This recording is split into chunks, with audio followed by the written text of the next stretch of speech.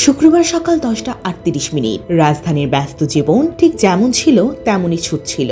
হঠাৎ কম্পন, প্রথমে হালকা, তারপর যেন ঢেউয়ের মতন দুলে উঠল চারদিক। মুহূর্তেই আতঙ্কের চিৎকারে ভরে উঠে ঢাকা। কেউ দৌড়ে সিঁড়ি নামছে, কেউ জানালার ধারে দুলতে থাকা দেয়ালের দিকে ভয়ভরা চোখে তাকিয়ে আছে। কয়েক সেকেন্ডের সেই কম্পন যেন গোটা শহরকে থামিয়ে দিল।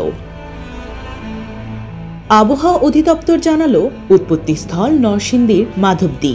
মাত্রা 5.7 হলেও মানুষের মনে সেটি যেন 7 মাত্রার ভয় হয়ে আঘাত আনল।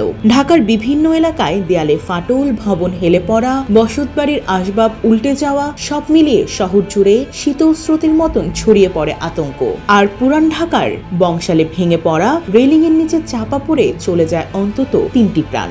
ভূমিকম্পের শেষ সামান্য সময়টুকুই হয়ে ওঠে কারো জীবনের শেষ জীবন অবাক না করলে কে করবে? 28% মিল্ক ফ্যাটের অবাক করার সাথে ফ্রেশ মিল্ক পাউডার। জীবন অবাক করুক প্রতিদিন। এই কম্পন শুধু মাটি নাড়ায়নি, নাড়িয়ে দিয়েছে মানুষের বিবেকও। সামাজিক যোগাযোগ মাধ্যমে যেন মুহূর্তেই ভরে উঠল তর্ক, ভয়, প্রার্থনা আর সমালোচনায়। এর মাঝেই ইসলামী দৃষ্টিকোণ থেকে সতর্ক বার্তা দিলেন জনপ্রিয় বক্তা ডক্টর মিজানুর রহমান আজহারি ও শায়েখ আহমদুল্লাহ।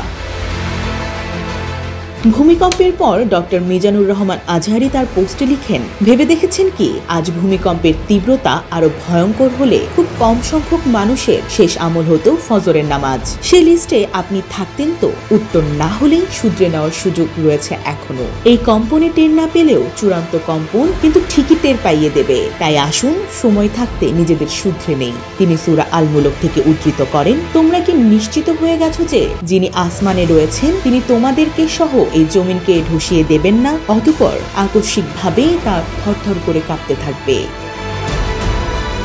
পরের আরেক পোস্টে তিনি নিজের অভিজ্ঞতার কথা শেয়ার করে লিখেন, ভূমিকম্পের সময় বিল্ডিং দুলতেই কিছু মুহূর্তের জন্য আমি স্তব্ধ হয়ে গিয়েছিলাম। বুক ধরফর করছিল, আর কয়েকটা ঝাঁকুনি দিলে ঢাকায় হয়তো লাশের মিছিল হতো।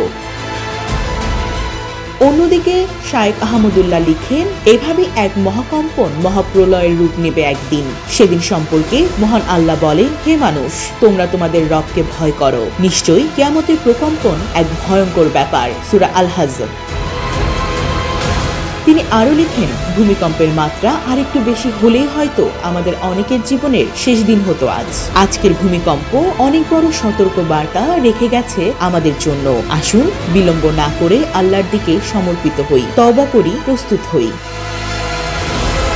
ধর্মীয় আলোকেই হোক বা বাস্তব অভিজ্ঞতায় কিংবা নগর পরিকল্পনার দৃষ্টিতে এই ভূমিকম্প আবারও খুলে দিয়েছে ঢাকার নাজুক বাস্তবতার মুখোশ। বিশেষজ্ঞরা বলছেন, 5.7 মাত্রার এই কম্পনে বড় ক্ষতি হয়নি ঠিকই, কিন্তু দুর্বল ভবন আর অতিরিক্ত জনসংখ্যায় ঢাকা এক বিশাল ঝুঁকির উপর দাঁড়িয়ে আছে। যেন পরবর্তী কম্পনের অপেক্ষায় টানটান হয়ে থাকা শহর।